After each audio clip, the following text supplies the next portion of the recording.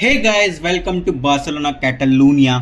And इसको जो है हम स्पेनिश ग्रैंड प्री नहीं बोलेंगे, इसको जो है सिर्फ हम बार्सिलोना कैटलोनिया ग्रैंड प्री ही बोलेंगे। बिकॉज स्पेनिश ग्रैंड प्री है वो सितंबर में होने वाली है इन मैड्रिड, एंड स्पेनिश में जो है वो 2 ग्रैंड प्री होने वाले हैं। डायरेक्टली जंप करते हैं टाइमिंग्स पे। तो जो P1 होने वाला है दैट इज प्रैक्टिस 1, वो फ्राइडे को होने वाला है इंडिया के टाइम के हिसाब से शाम को 5 बजे से लेकर 6 बजे तक। फिर प्रैक्टिस 2 होने वाला है वो 8:30 से 9:30 होने वाला है। फिर प्रैक्टिस 3 जो है वो सैटरडे को होने वाला है 4 से 5। एंड क्वालिफाइंग जो है वो सैटरडे को 7:30 to 8:30 होने वाला है। एंड रेस जो है वो संडे को आपके मोबाइल में जो है वो डेट एंड टाइम सेव कर लेना, शाम को 6:30 बजे जो है वो रेस होने वाली है। आने वाला महीने जो है वो काफ़ी टाइट होने वाला है, हर वीक हर 2 वीक के बीच में रेसेस है।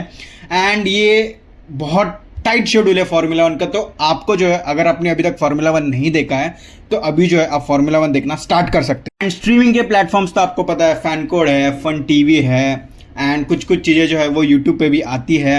एंड अपना सबसे फेवरेट टेलीग्राम तो है ही, लिंक्स तो आती है, तो ढूंढ लेना, आपको मिल जाएंगे। वैसे मैं प्रमोट नहीं करता, आप ऑफिशियल सब्सक्रिप्शन बाय करो, बट भाई जो स्टूडेंट है या जिसके पास पैसा नहीं है तो एंड जिनको देखना है उनके लिए एक है। बाकी आपको अगर रेस में डाउट आती है तो आप मुझे इंस्टाग्राम पे डायरेक्टली डीएम करके मेरा जो है मेरे से डायरेक्ट सवाल पूछ सकते हैं, मैं डायरेक्टली जो है वो आंसर दूंगा।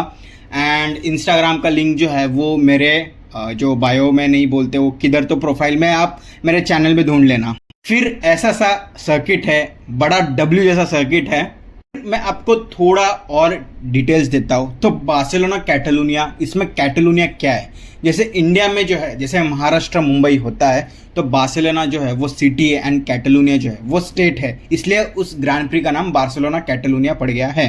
फर्स्ट ग्रैंड प्री जो है वो 1991 में हुई थी। बार्सिलोना के अंदर ही एक जगह है मॉन्ट मेलो, वहाँ पे जो है ये रेस होने वाली है। सर्किट का लेंथ है वो 4.657 किलोमीटर है। रेस का जो डिस्टेंस है वो 307.236 किलोमीटर है।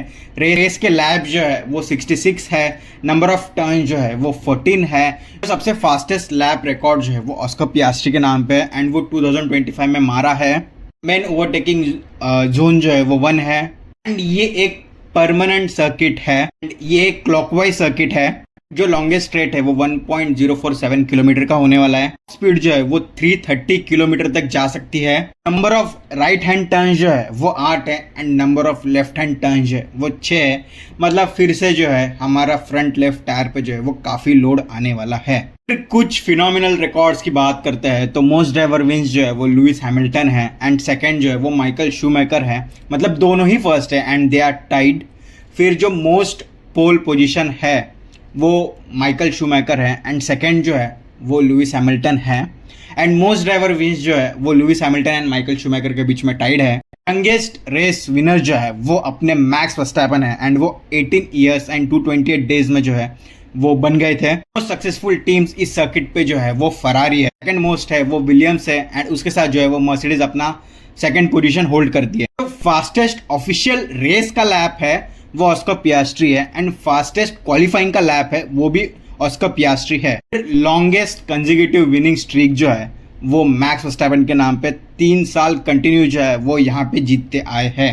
तो लास्ट सीजन की बात करते हैं ऑस्कर पियास्ट्री, एज आई सेड कि P1 आए थे इन क्वालिफाइंग में, फिर लैंडो, फिर मैक्स, फिर जॉर्ज, फिर लेविस। रेस के विनर्स पिछले साल तो भाई मैक्लारेन एकदम अलग ही लेवल पे थी, तो ऑस्कर पियास्ट्री फर्स्ट आए, फिर लैंडो, फिर चार्ल्स, फिर जॉर्ज, फिर निको हल्कनबर्ग, फिर लेविस एंड मैक्स वर्स्टैपेन है वो 10th आए थे। बात करते हैं expected temperature at Barcelona Catalonia. पिछले साल जो है वो 1 जून को जो है वो रेस हुई थी एंड इस साल जो है वो 14 जून को जो है वो रेस होने वाली है। एयर टेम्परेचर है वो 24 से 28 डिग्री होने वाला है। ट्रैक का टेम्परेचर जो है वो 38 to 46 डिग्री होने वाला है। मैक्सिमम जो है वो ट्रैक का टेम्परेचर जो है वो 50 डिग्री तक जा सकता है। इनकी पॉसिबिलिटी अभी तक जो एस्टिमेट नहीं है, जो है वो 50 to 60% होने वाली है। एंड टायर पे स्ट्रेस जो है वो इन सब के रीजन की वजह से जो बहुत हाई होने वाला है। फिर अलग अलग टर्न्स है, जैसे आई सेड की 14 टर्न्स है, वो तो 14 टर्न्स के क्या नाम है एंड कौन से टाइप के कॉर्नर्स है एंड किस लिए फेमस है, वो मैंने एक पूरा चार्ट लगा रखा है। एंड टर्न 1 सबसे ज़्यादा फेमस है फॉर ओवरटेकिंग। एंड टर्न 1 जो है वो 90 डिग्री वाला कॉर्नर है।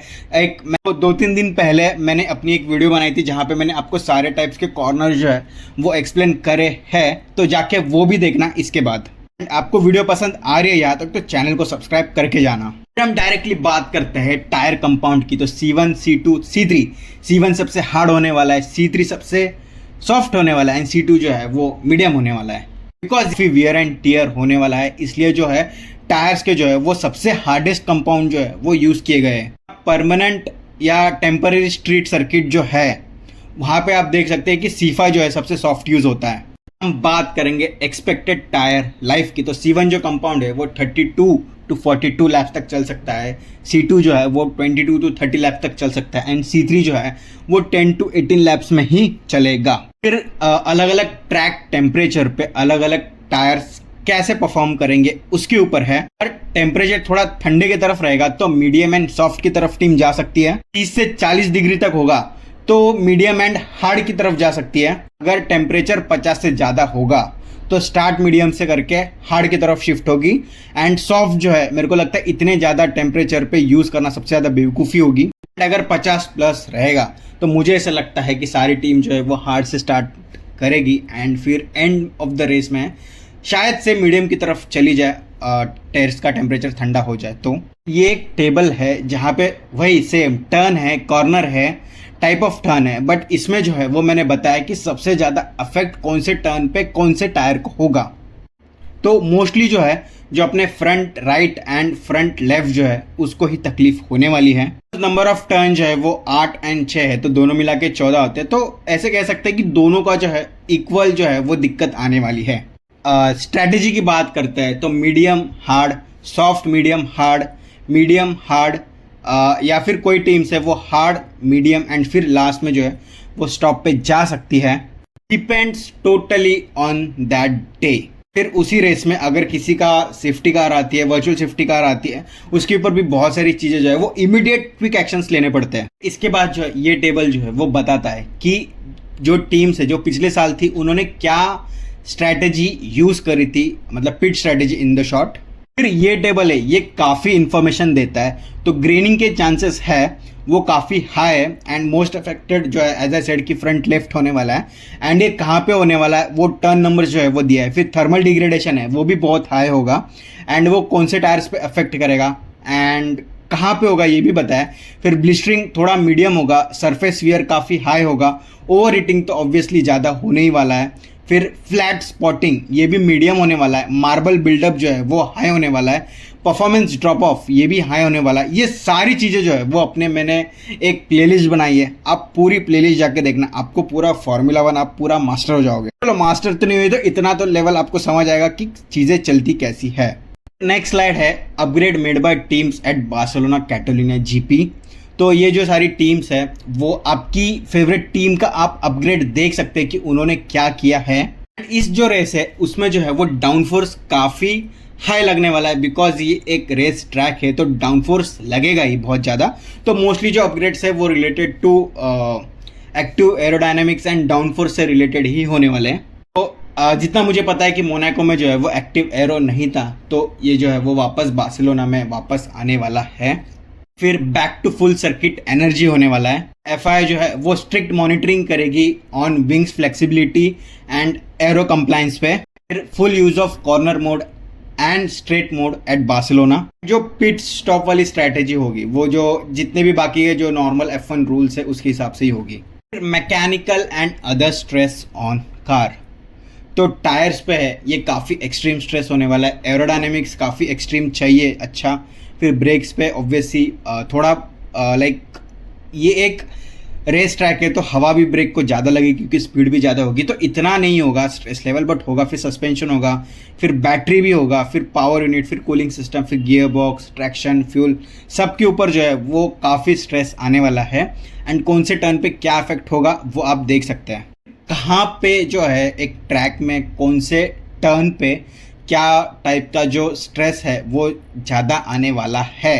मतलब मैंने जो है वो रैंक किया है कि टर्न 3 पे जो है वो सबसे ज़्यादा स्ट्रेस जो है वो गाड़ी को आएगा, फिर T9 पे आएगा, मतलब टर्न 9 पे, फिर टर्न 1 पे आएगा, फिर टर्न 10 पे आएगा। फिर नेक्स्ट जो है आप टेबल देख सकते हैं, इसमें मैंने बताया कि जो गाड़ी है वो सबसे ज़्यादा एनर्जी हार्वेस्ट एंड सबसे ज़्यादा एनर्जी डिप्लॉय कब करेगी, टर्न 1, टर्न 10 एंड T5, मतलब टर्न 5 तो सबसे ज़्यादा हार्वेस्ट करेगी। भाई टर्न 5 तो हेयर पिन है तो वहाँ पे तो हार्वेस्ट होगा ही। फिर उसके बाद सबसे ज़्यादा डिप्लॉयमेंट जो है वो टर्न 14 से टर्न 1 की तरफ जाते हुए होगा, फिर टर्न 9 से टर्न 10 की तरफ एंड टर्न 5 के एग्जिट टू टर्न 9 की तरफ जो है वो हमें heavy deployment of the battery जो है वो दिख सकती है। इसके बाद बात करते हैं मेरे प्रेडिक्शंस की। तो भाई किमी इज़ अनस्टॉपेबल एंड अभी चेकिंग हुई है तो भाई मर्सिडीज़ को जो है उनकी इंजन को सबसे पावरफुल नहीं बोला गया है एंड रेडबुल की इंजन जो है वो सबसे ज़्यादा पावरफुल बोली गई है। एंड लाइक ये कितनी बड़ी हिपोक्रेसी जैसी लग रही है। एंड उसकी वजह से मर्सिडीज जो है वो 2% पीछे है रेडबुल के इंजन से, इसलिए जो है उसको एक ज़्यादा अपग्रेड करने का चांस मिल रहा है। बट रियलिटी में देख सकते हैं कि मर्सिडीज़ की इंजन जो है वो काफ़ी फास्ट है। एंड भाई अब इस अपग्रेड के बाद से तो मुझे तो लगता है कि मर्सिडीज़ की इंजन जो है वो तगड़ी होने वाली है। तो मेरा जो प्रेडिक्शन होगा कि किमी जो है वो P1 आएगा एंड ऑस्कर भी आ सकते हैं, बिकॉज भाई पिछले साल आए थे बट मेरा फेवरेट भी है ऑस्कर। फिर Lewis Hamilton and Charles LeClair, ये तो मुझे लगता है कि P2 के लिए जो है वो फाइट करेंगे एंड मुझे ऐसा लगता है कि इन दोनों में से कोई आएगा। फिर मुझे ऐसा लगता है कि मैक्स वर्स्टैपन की गाड़ी भी बहुत फास्ट है तो थर्ड जो है वो मैक्स वर्स्टैपन आने के चांसेस है, बिकॉज मोनाको में उनका स्टार्ट मतलब थोड़ा गंदा हुआ टेक्निकल टीम्स की वजह से, टेक्निकल एरर की वजह से उनकी गाड़ी खराब हुई। But he was like from P1, P2 and P3 यार, तो उसकी गाड़ी भी मतलब जो है वो काफ़ी अच्छी है। फिर चार्ल्स एंड फिर लैंडो एंड फिर जितने भी आगे के अच्छे हैं वो करेंगे। एंड कंस्ट्रक्टर में तो भाई मर्सिडीज ही पॉइंट्स लेके जाएगी, मुझे तो ऐसा लगता है। फिर फरारी, फिर मैक्लेरन एंड अल्पाइन जो है वो अच्छा कर रही है, तो अल्पाइन ज़्यादा अच्छा दिख रहा है कि कर रही है। फिर विलियम्स का पता नहीं, चलो देखते हैं। But I bet on alpine and Audi कि इन दोनों में से जो है वो पॉइंट जो है वो लेके जाएंगे। एंड कैडिलैक भी चांसेस है कि P10 आ सकती है, बाकी यार देखते हैं कैसे होता है। फिर ये कुछ फैक्ट्स है, अगर आपको इंटरेस्टेड है, अगर आपने यहाँ तक वीडियो देखा तो आराम से वीडियो को पॉज करके एकदम आराम से चिल होकर पढ़ लेना। चलिए वीडियो पर रखते हैं यहाँ तक कि आप बताना आपकी प्रेडिक्शन क्या है, आपको क्या लगता है। जितनी भी सारी चीज़ें हैं वो आप कमेंट सेक्शन में बताना, कमेंट सेक्शन जो है वो ओपन है। तो आज की वीडियो के लिए इतना ही, चलो बाय।